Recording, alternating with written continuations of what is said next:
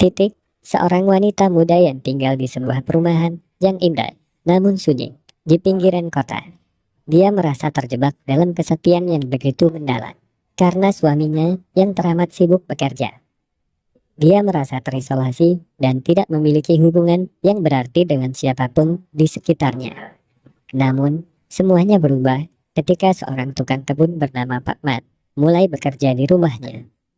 Pak Mat dengan sifatnya yang ramah dan kecerdasannya yang rendah hati mulai menarik perhatian Titik.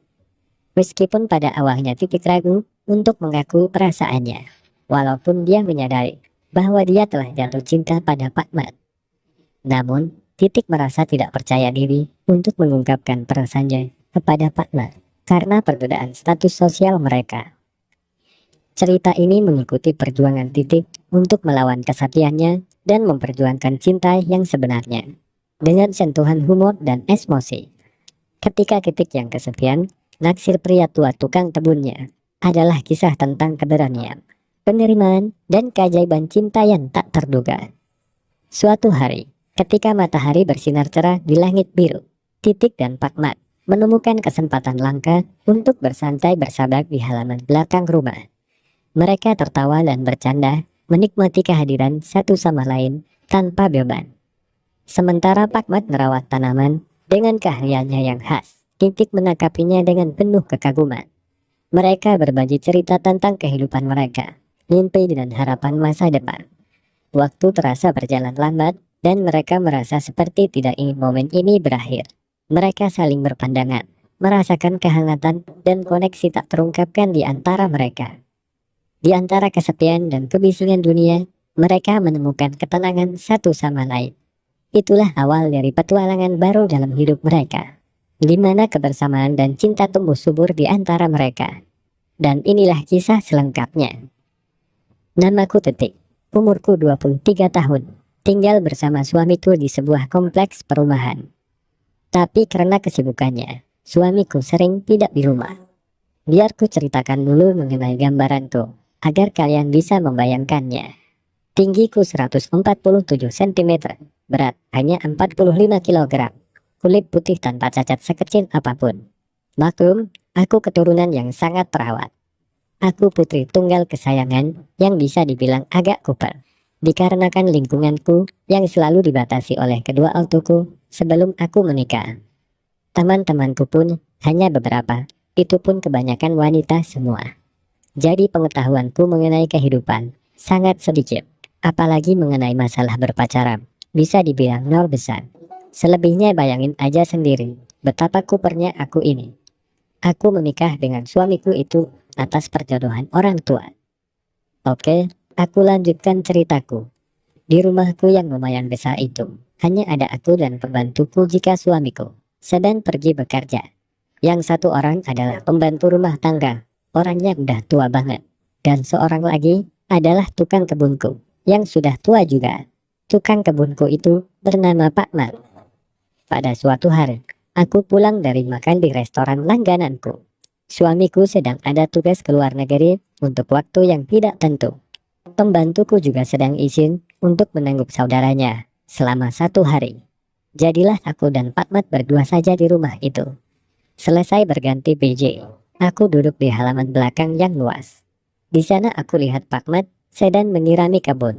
Iseng-iseng aku berjalan di dekat Pak Mat, dan dengan iseng aku candain dia dengan menginjak selang airnya.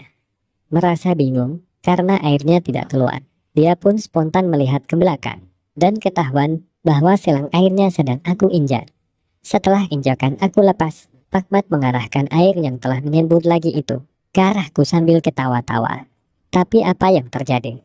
Air itu membasahi kaosku. Spontan saja keindahan yang selama ini hanya untuk suamiku itu pun terlihat jelas olehnya. Entah bagaimana mulanya, tahu-tahu Pak Mat telah mendekatiku dan langsung memulainya. Aku hanya bisa diam dan bengong, karena aku tidak pernah diperlakukan seperti itu sebelumnya, selain oleh suamiku. "Nang, mau nggak Pak Mat berikan sesuatu?" Pak Mat berkata. "Mau kasih apa sih, Pak?" tanyaku lugu. Tanpa banyak bicara lagi, Pak Mat mengajakku ke kamarnya yang ada di ujung halaman belakang rumahku yang besar itu. Memang hangar untuk pegawai kami, ada di ujung rumahku. Setelah masuk ke kamarnya, dengan segera Pak Mat menutup pintunya lalu dikuncinya dari dalam. Selanjutnya, tanpa keraguan sedikit pun, dia pun langsung mempersiapkan dirinya. Aku yang melihatnya, hanya diam saja sambil memperhatikan dengan seksama.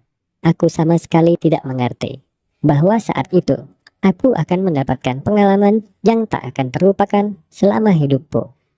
Jujur saja, saat aku melihat apa yang ada, dan ternyata berbeda jauh dari yang aku lihat pada suamiku.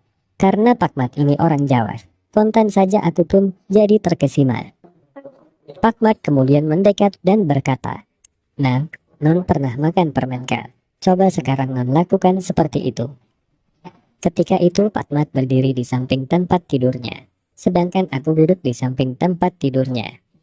Dengan mengikuti petunjuk darinya, aku pun memulainya. Karena selama menikah dengan suamiku, aku belum pernah yang seperti itu. Ternyata setelah aku mengikuti arahan Pak Mat itu, aku merasa mendapatkan sebuah perasaan yang luar biasa. Sehingga aku pun semakin bersemangat jadinya. Dengan apa yang aku lakukan sesuai dengan arahannya itu. Semakin lama Pak Mat semakin sering berkata, "Aduel." Aku yang heran pun bertanya, "Kenapa Pak? Sakit ya? Maafkan aku ya Pak." "Nggak Kak Okanon," ujarnya dan terus memberikan semangat padaku untuk melanjutkan pekerjaan itu. Aku benar-benar mulai menyukai arahan dari Pak Mat itu.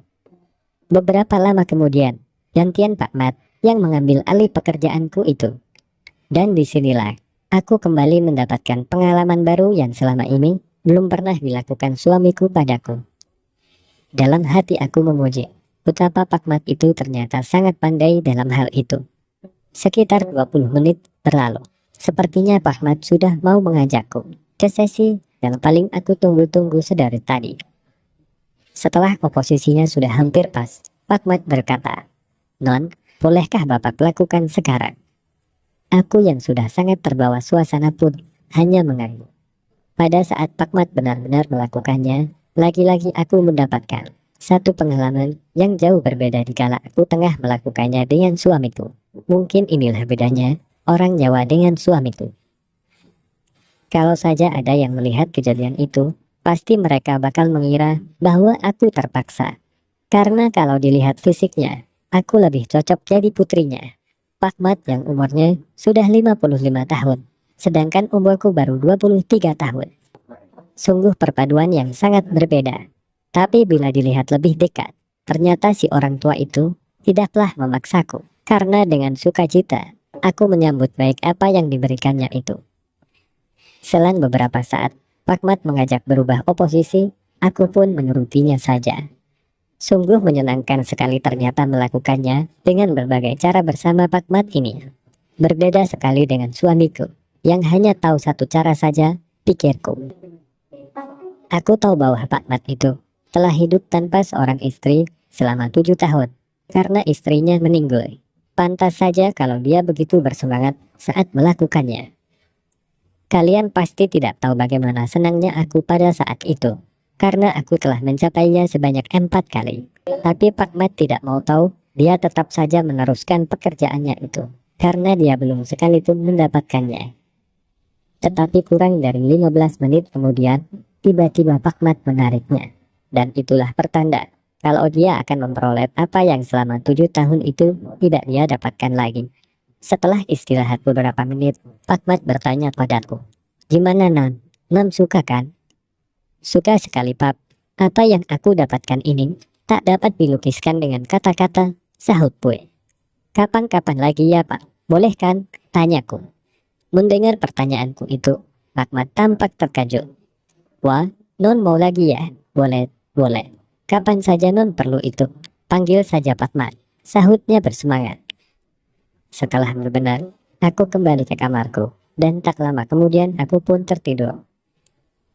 Setelah kejadian yang sangat menyenangkan di hari itu, setiap ada kesempatan aku sering mengulangnya dengan Pak Mat. Di mana saja, terkadang di kamarnya, di kamarku sendiri, di ruang tamu, di gudang, di dapur, bahkan di kamar mandi sekalipun. Pokoknya di mana saja, di mana ada kesempatan, Pak Mat tidak pernah menyia-nyiakannya. Sedangkan aku semakin lama juga semakin keterusan. Sehingga kalau suamiku ada kerjaan di luar kota ataupun luar negeri yang cukup lama, aku malahan merasa senang. Untunglah selama ini Pak Matt tidak pernah sekalipun melepasnya di DLM, sehingga aku tidak sampai mengalami hakimi. Kalau sampai aku hakimi dan ternyata mirip dengan Pak Matt, apa kata dunia? Demikianlah pengalaman indah yang aku alami dengan Pak Matt tukang kebunku yang sudah tua, tetapi begitu banyak pengalamannya. Sekian dan terima